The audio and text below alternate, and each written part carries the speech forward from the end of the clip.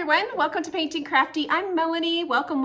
And guess what I'm doing today? I'm painting and doing a little crafting today too. I'm going to be showing you a mixed media snowman. I'm creating it with wood, some different paint techniques that are so fun to use when you're painting. And I'm going to be showing you some scribbling techniques at the end to be able to add a little bit more interest to your painting. Today I'm a part of a YouTube collaboration. We have 3 hosts today. We have Martina with The Secret Craft Room, we have Dawn with Shabby Meets Bling, and Monica, Up All Night DIY. You definitely want to go and check out the links inside of the description box because those ladies are super creative. And also click that playlist, that's in the link as well, for all of the other collaborators who are joining in on today's collaboration. I'm sure you're going to be inspired to create something for your ho ho ho holidays. Well, let's go ahead and start this video and I'll show you where I started this fun snowman project. I painted this cute ironing board for Halloween and I wanted to go ahead and use the back. It does have that hole in the middle, so I thought, well, I could do a snowman and just make a nose and cover up that hole. I wanted to use a hat band as well too, so I was going to use the ruler as a way to maybe put a screw in the middle, and then I would be able to take the hat band and then fold it down lightly so then you wouldn't see it when I had the little pumpkin witch out, but I could still have a hat band of some sort. The first steps I did is I just cleaned that back off a little bit, knocked out the cobwebs. Not that I have cobwebs in my house. Well, maybe. Anyway, I cleaned off the cobwebs and then I started to layer on some darker color wood. I used a color shaper to do this. It's like a rubber tool. It reminds me of a spatula. So I basically put the darker colors on first and then I let that dry, and then I started with the white. And I put the white just right on my color shaper tool and then slid it down my ironing board, doing an unregular texture. This was really going to help give some interest to my snowman so it just wasn't a solid white. I stuck my nose on there so I would have an idea of if it was going to work, and I think it is. So to do the nose, when you do your painting, I like to do multiple colors when I do my acrylic paintings. Yeah, you could simply just paint it one color orange, but you got a lot of colors of orange, you might as well use them, or at least I like to use them anyway. So I started with that orange, the middle color, or my lightest color, I guess. And then I took a little bit of the darker color and I double blended it on my brush. So I loaded some of the darker color on one end and the lighter on the other. I moved the paintbrush back and forth on my paper, and then it does that blending of the color. I don't really wash my brush out in between colors. I just kind of mix them all together as I'm going, especially if I'm using similar colors. It just really adds to the depth of the painting. So much nicer than just a single shade of orange. Now this is what I call my magical pencil. I use this a lot. It's the Kimberly 9XXB pencil. It's kind of like a charcoal pencil in a way, but it's still a graphite pencil. I love to use this instead of using a dark paint or like a dark black line. It just really is more of a softer quality and it adds a nice line quality to my paintings. It also softens somewhat when you go ahead and brush over it with paint, so it makes it kind of a nice soft charcoal look. Here I'm just dry brushing on some little extra colors. So you can always add colors, take them off, and layer them up as you go. That little carrot's starting to come to life. I drew it and my husband cut it out on the scroll saw. We're kind of a good team that way. I wanted to put my nose down and trace over it, and this is just going to be able to help me decide where I wanted to paint my eyes and where I was going to be doing the blushed cheeks look on it. But before I did all the details, I wanted to add a little bit more shading around the edges. So I did that same blending technique of taking my colors, double loading my brush, I guess, having one color on one end and the other color on the other, and just rubbing that colors around the edges. Again, I'm just adding a little bit more shading and shadowing on the edges. It really does help the painting when you add those little extra layers, and you're going to see the results of it. It's just going to change the look of your painting if you spend a little bit of time and add just a few more layers. That was the red color I'm going to be using for blushing my cheeks. I'm using a stencil brush here, but you can use whatever scruffy brush you might have. The paper that I'm rubbing my paint on the table is it's not like parchment paper. It's what you wrap your sandwiches in at a deli. So deli wrap, that's what I want to say. It's a deli wrap paper. It does have a little bit of a shinier side on it. So it's great to use it for a palette or for this especially, you can set your brush down and get a nice little rubbing motion, but I always put it in my hand as well so I can rub it off, and I rub it until it feels like it's dry. And then I have a better chance of getting light layers of color. It's easy to put it on darker, it's just harder to take it off if you get too dark. So that works out really well for me. Now it was time to paint those eyes, and on my page I do a lot of drawing and art tutorials on my page. I usually upload videos on Tuesday, so if you're interested in doing this whimsical style of painting, come on over, see what I have to offer. We're going to be doing some snowman eyes and working on some of that stuff here real soon. So if you're interested in learning how, come on over and see what I'm doing. So by having that nose there, I did put the hat band down so I could also see where I wanted to draw my items, but I wasn't going to attach it until a little later. I thought this guy would look really cute by adding some cardinals, so I'm just freehanding basically a little blobby shape at the top with some tail feathers, not a lot of structure. And if you notice, on the other side, my little pumpkin gal had a kitty in her pocket, and I wanted to make a kitty in this guy's pocket too. So I just drew a simple pocket, and now I'm drawing another little red bird down here with some long legs. I like drawing a really long, whimsical style legs. That's what I like to do. I'm a whimsical gal, and that's the look I like to create. So here I'm drawing my kitty in, just real simply. It's a half circle with some triangle ears, an upside down triangle for the nose, and then some oval eyes. Now once I had it kind of lightly sketched in, just a real rough sketch, I went ahead and started painting the details. I'm using an angle brush here, but you most certainly can use whatever you might have. I don't even really have that great of paintbrushes when it comes to acrylic paint. I just use what I have, and often the scruffier the better. I do like a scruffy brush to create a lot of different paint techniques, so I never throw my paintbrushes away unless they're super like stiff hard and you can't bend them. Then yeah, those ones get thrown away. But other than that, I usually keep them for a long time. You never know when you might need a good scruffy brush. To do these eyes, I do water down that black paint. That really does help that paint slide a lot easier. You get a better quality line. It's easier to paint. So I often add just a little bit of paint or water into my brush to help me slide that paint around. And here I'm double loading my brush, doing the light blue on one side, the dark on the other, picking that color up and then moving it across that little palette paper down below. And that's just blending my colors together. So I'm going to have a light to dark color. So I have two different colors on my brush. Now when doing these eyes, I put that highlight. If I put the lightest color on the outside of that one eye there, I need to do it on the outside on the other eye as well. So I'm just scooting that color around, doing a light to dark look. It's kind of a fun look and pretty easy to do. Don't worry if you kind of feel like you mess it up and your lines are a little hard. This is acrylic paint. There's lots of room to fix things, so you can just add another layer.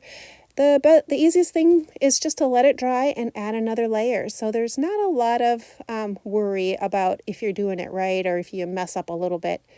And in my way, the way I paint or the way I like to paint, it's real loose and free. So I got a lot of wiggle room. I don't have to feel like it's lots of mistakes.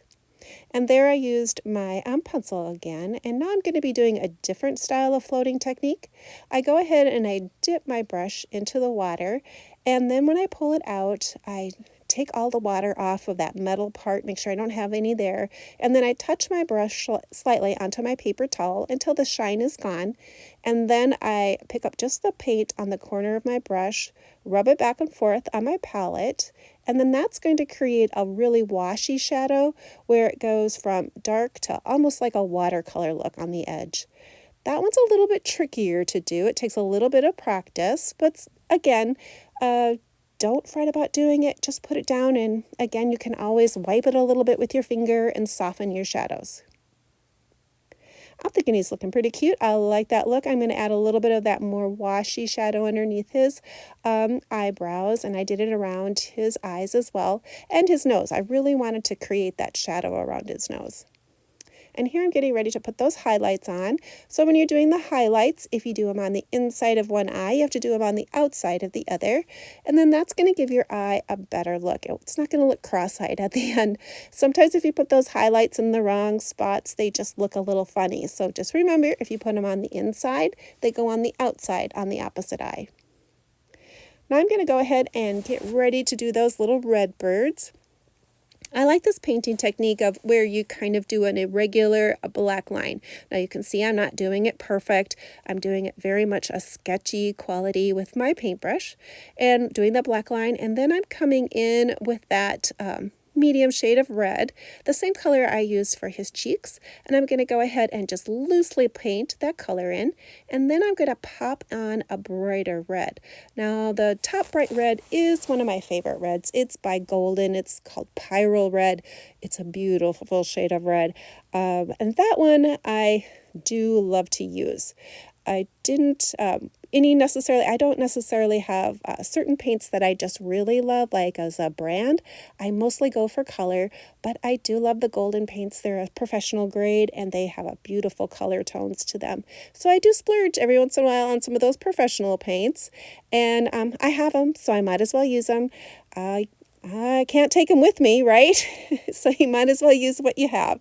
And so I just use a lot of times just what I have. I use craft paints and professional paints too.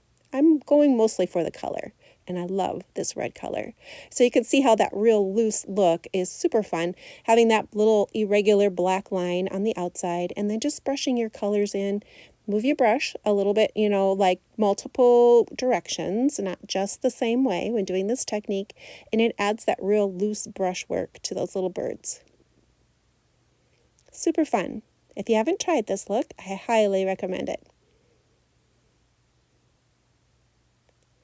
Go ahead and I tap just a little bit of that yellow, and yellow is one of those colors that can be fairly light. So if you need to add a little bit more opaqueness to it, add a little bit of white or off-white into your yellow, and then layer it up a little bit. So yellows and oranges can be fairly light, and often you need to mix a little bit of white into them just to make them a little bit more opaque. Now I'm going to be doing that kitty. I'm going to do the pocket the similar way that I did the birds. I'm going to go ahead and make that darker outline. And then I decided I was going to make the kitty not black outline because I wanted to do an orange kitty. I'm using my paintbrush kind of like a pencil, and I'm just sketching in my line, and I'm using that darker brown color to give the outline to him. I didn't want him done in black. And now I'm going to be laying that blue color in. I think it's Bahama blue. I love that color combination for Christmas, that blue and red color combination. It's one of my favorites. So I thought that would be the perfect color to go ahead and paint this kitty. Now with the kitty on this pocket, I wanted to make sure my colors were going more directional. So I kept my brush moving up and down to create more of a look of like maybe it's fabric and it's going up and down. So I didn't really move my brush any other direction but up and down. I did some light layers in here as well too, so you can kind of see how I'm scrubbing that darker shade of blue in, and that's just a more of a dry brush look. My brush isn't super loaded with paint. To add a little bit of the shadow, I picked up my blue color and I added a little bit of that darker brown, that brown that I used for my kitty up above. I used that as a shadow color, and I dropped some shadows in there because I thought it would look great to add a shadow around that bird and just a little bit more depth to my fabric. Now my orange kitty, I'm going to be using the same colors that I used for my carrot, and I'm just kind of brushing them in. I'm using a very scruffy brush for this process, but that helps give me an irregular line, so that's one of the reasons why I like to use those beat up old brushes in the style of painting I like to do anyway.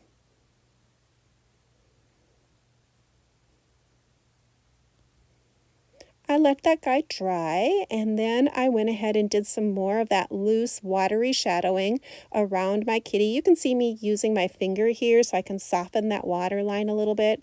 I did it around my little birds too, just to give it a little bit more depth and more of setting back my painting, I guess. I don't know if that's the right word I want to say.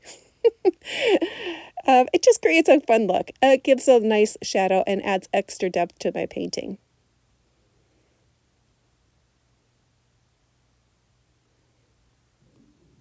Sometimes when we do things, it is often hard to say what we're doing or explain what we're doing. You know, when they say about teaching, you know, you can do things, but who can teach? It is a different process, and actually thinking about what you're doing takes a little bit of work. Oh, before I forget, look at that little spot underneath that nose. You know how things pop up that you don't see while you're doing them, and then you notice them when you're taking a picture or filming?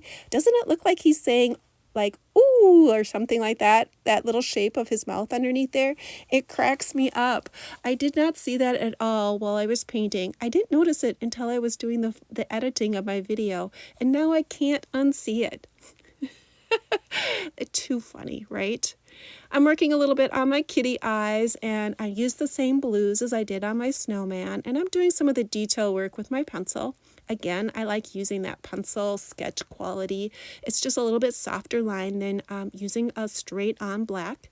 I'm using that little skewer for the end for the tiny little highlights for the eyes. Those work great to add the tiny little dots. Looking pretty cute. I love it. Now I went ahead and I found a screw that's going to work great, and you can see how I can just fold it over and you won't see it when I have it up for the pumpkin gal, but I can just pop it sideways when it's time to have the snowman out. Now to do the glue, to glue that nose down, I basically did that same technique everybody does, where it's a little bit of wood glue because you want it to be permanent, and then add a little bit of hot glue for a fast tack. Perfect solution to glue down these little noses.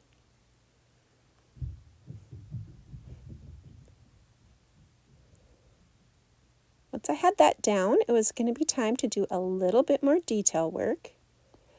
Once I set my nose down, I could see where I had a little bit of that white showing, so I just kind of did a little bit more of that shadowing. Just picked some paint up and basically dry brushed it around, and then darkened up any white that I might have underneath my nose. I decided it needed a little bit more darkening around the edges. You could do this with paint, or if you had a little bit of ink, that would look good too. To put a little bit of inking around the edges of nose, that would look great too. Now, I thought this guy would look pretty cute with a rusty wire smile. I bought a roll of baling wire a few years back, and I just put it in some vinegar, water, salt, peroxide in a bucket and just let it set in there, and then it just rusted on its own. I do wear gloves when I work with this rusty wire though, because it is real rust and it gets on your hands. But it's a great wire. I have it just sitting over there, and I can use it when I want to, and I love these little wire whimsical smiles on these guys. I did one for some jack-o'-lantern pumpkins that I had created this fall. There's a YouTube video if you'd like to see how I did that as well. Here I'm still adding a few more shadows. I still don't notice. Now it looks like he's got a little mustache, doesn't it? It's too funny. Cracks me up. Yeah, I don't see it until I'm editing, but I do go back in and soften that area in the end, but it looks funny now. You would have thought I would have seen it now that it was when I was putting this layer on, but I didn't. So I'm just rubbing a little bit more white and softening up that shadow line. Like I said, you can change things. It's acrylic paint. You can always add another layer. I'm just adding a few more highlights on his nose. Now it's time for scribbling. I love to scribble, and this is a Sharpie China marker. It's a great white soft line. It's not quite as waxy as a colored crayon. It's super soft. It's a great mixed media little tool. They're not expensive, so if you like doing mixed media and you like doing a little bit of scribbling, it's a great white pencil to have in your toolbox. I'm adding a few more pencil lines. I like to hold that pencil a little farther back and twist and pull and help just create a real pretty line work. This is where I'm going to do more scribbling. I do give him some eyelashes with this pencil. Real loose. Again, I'm holding my pencil back and just not trying to follow my items exact, and just giving my little painted items a little bit more interest by adding some line work that way. Also, switch your hands. Don't use your dominant hand. You want to loosen up your line work, use the hand that is your non-dominant hand, and you're going to get some fun looks that way. I'm a little out of camera right now, but I do pull it down. Oop, there we go. And I just added a little pencil detail underneath there, just something fun. I did use a little bit of color pencil on his nose, and then to create that fabric look, I used my Sharpie pencil again, and I just did a regular line, twisting and pulling as I'm pulling across, just so the lines aren't perfectly straight. And here I'm using a woody pencil. These were designed for children, but the mixed media world has discovered them, and they're a great little pencil. They work rather like a crayon, but when you put water on them, it kind of smears it like a watercolor. So it's another fun thing too if you like using mixed media. I decided I also wanted to add some 3D elements, so I had some of this tea-stained little fabric. I think that lace is from the Dollar Tree. It was one of those items that we all had during Valentine's time one year, and I bought a few of them, so I have them in my stash. I like the idea of adding just a little bit. I think it's super cute. And then I lost my footage of my video, but I'm going to show you what I did here. I added a little bow at the top with a button, and you can see how it twists. It works great. I went ahead and added a button and some little whimsical threads to the little kitty. And at the bottom I had 2 holes, so I used a piece of canvas, did some stitch work on it, and added a little sign there. I think it's super cute. This whimsical fella is going to sit next to my fireplace out on my screen porch with all the other items that I have created so far on my channel for this holiday season. I'd like to say a special thank you to the hosts for today's collaboration. Definitely check out their links to their channels inside of the description box, as well as click that playlist so you can see all of the other things that all the collaborators are doing in today's Ho Ho Ho Christmas collaboration. If you're new to my channel and you like to do art and crafts, come on over and see what I have to offer. I'd love to have more creative friends join me. Hopefully you'll come back and see me again, and next time you'll create right along with me.